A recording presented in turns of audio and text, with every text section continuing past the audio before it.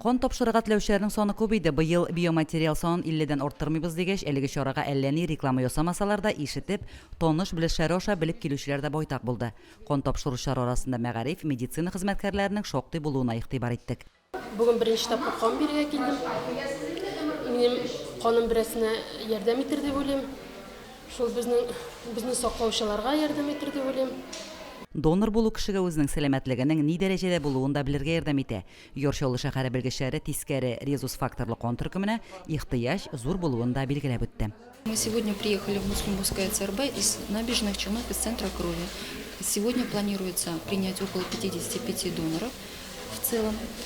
На сегодняшний день востребованная кровь – это отрицательная, все группы отрицательные, и плюс еще третья плюс очень востребована на сегодняшний день.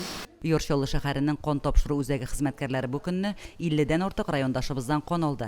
18 яшы тулган һәм гәүдә авырлыгы 50 килограммнан да ким булмаган кешеләр тискәре күрсәткечләре булмаганда донор була ала. Мин уже 3-нче ел бирәм кан. Ну, канны биргәннән соң шуны хәзер җиңеләеп китә. Рәхәт организм должен менять кровь, обновляется. Поэтому минем кан бирүем бик яхшы үземә. Для здоровья это очень полезно.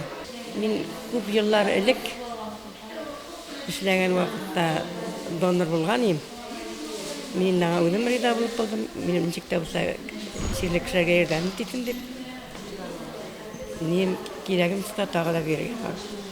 Бу көн бөтен дөнья календарьларында кызыл төс белән билгеләнгән. Донор канын травматология, хирургия, онкологиядә, ошыгыч операциялар вакытында киң кулланалар. Донорга кан тапшырган көнне туклану өчен 990 сум күләмендә акчалата компенсация бирелә һәм уртача хезмәт хакын саклап 2 көн ялда бирелә. Лилия Шәймиева, Динар Нурутдинов, Мөслим телевидениесе.